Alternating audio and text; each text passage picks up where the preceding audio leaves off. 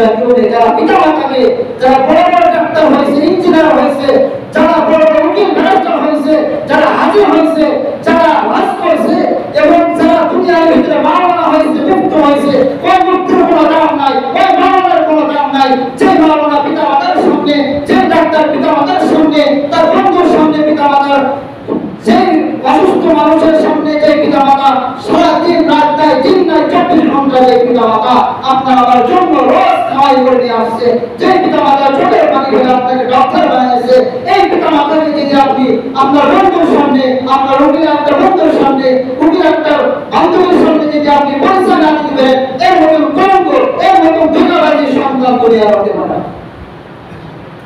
কিসের আপনার ডাক্তারি পাশ করছেন, কিসের মাওলানা হয়েছেন আপনি? পিতা মাতার অবদ্ধ সন্তান, এদের মতন কলঙ্ক, এদের মতন দুষ্কর সন্তান দুনিয়া হতে পারে না। এরাই পিতা মাতাকে খেতে দেয় না, এরাই পিতা মাতাকে অবদ্ধ করে, এরাই পিতা মাতাকে ধোঁকাবাজি করে।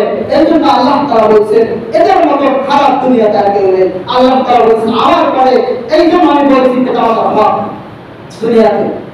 এই জন্য ওয়াইস করনি, আল্লাহ তাআলা বলছেন, আল্লাহ নবী বলছেন ওয়াইস করনি, তোমার বাপকে খেদমত করো, আমাকে দেখার দরকার নাই। কিন্তু আল্লাহ তাআলা বলছে আমার পরে একমাত্র পিতা মাতার হক। এই জন্য আমরা সবাই পেয়ে মারা যাই, কিন্তু আল্লাহ তাআলা বলছে পিতা মাতাকে কেউ যেন বৃদ্ধাশ্রমে ফেলে দিও না। কারণ দুনিয়ার ভিতরে এই পিতা মাতা আপনার আমার জন্য সারাক্ষণ 24 ঘন্টা চোখের পানি ফেলায় ফেলায় কাঁদছে আর বলছে আল্লাহ আমার সন্তান আমার দুনিয়াতে যদি আমার তাড়া যায়, আমাকে বাড়ি থেকে বের করিয়া যায়, তারপর আমার সন্তানের সন্তান যেন তারা যেন আমার সন্তানকে বের করে না দেয়। আমি যারা বৃদ্ধাশ্রমে আছে তাদের কাছে গিয়ে দেখবেন, তাদের কাছে খবর নেবেন যে আপনার সন্তান তো আপনাকে বৃদ্ধাশ্রমে পাঠিয়ে দিছে, আপনি কি চান আপনার সন্তানের সন্তানও আরো এরকম বৃদ্ধাশ্রমে পাঠিয়ে দেবে? ওই মা চোখের পানি ফেলা বলবে না আমার সন্তান বুঝি নাই, স্ত্রীর কথা শুনি আমাকে বের করে দিয়েছে, কিন্তু আমি চাই আমার সন্তান যেন, আমার সন্তানের সন্তান যেন তাকে না বের করে দেয়। সারাক্ষণ ধরে দোয়া করতে হবে আল্লাহ তাআলার কাছে। এই জন্য আপনার আমার কইতে হবে না, যার মা নেই সেইখানে মায়ের কেমন ব্যথা, যার বাবা নেই সেইখানে বাবার কেমন ব্যথা। এই জন্য আল্লাহ তাআলা মায়ের জন্য 3টা হাত বেশি দিয়েছে।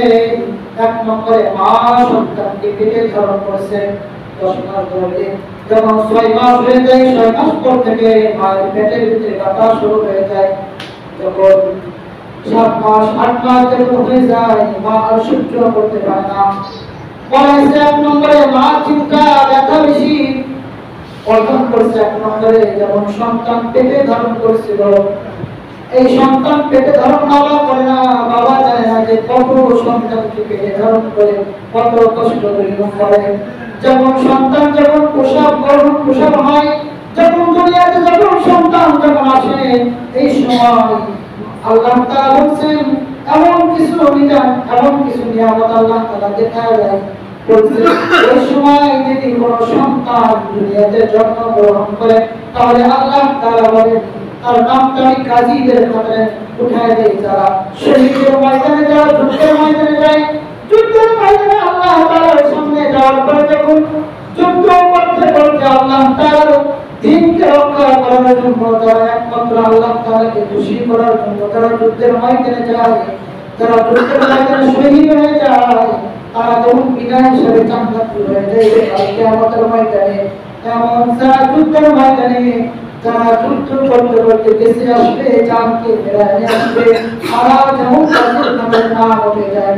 এমন সন্তান যখন প্রসব করে মায়ের, সন্তান যখন যদি কোনো মায়ের ডেলিভারির সময় সন্তান প্রসব করার সময় দুনিয়া থেকে বিদায় হয়ে যায়, আল্লাহ তাআলা বলেন ওই শহীদ যেমন বিনা হিসেবে জান্নাতি হয়ে যায়, ওই মাও এরকম বিনা হিসেবে জান্নাতি হয়ে যায়।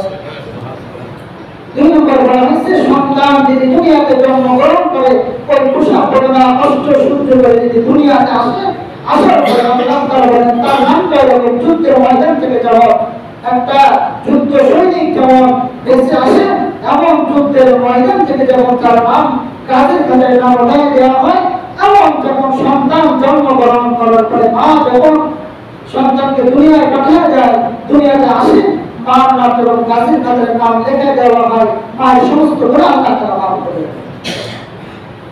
2 নম্বরে 2 বছর মায়ের দুধের সুখের দুধ পান করে, এমন পান করে রাত নাই দিন নাই আমরা যখন কান্নাকাটি করছি মায়ের কাছ থেকে দুধের জন্য, আমরা যখন চিল্লাচিল্লি করছি মা সাথে সাথে দুধ ধরেছে। এই মাকে যারা ভুলে যায় আমরা, যার মা নেই সেই জন্য মায়ের কেমন ব্যথা, যার আব্বা নাই সেই জন্য আব্বার কেমন ব্যথা।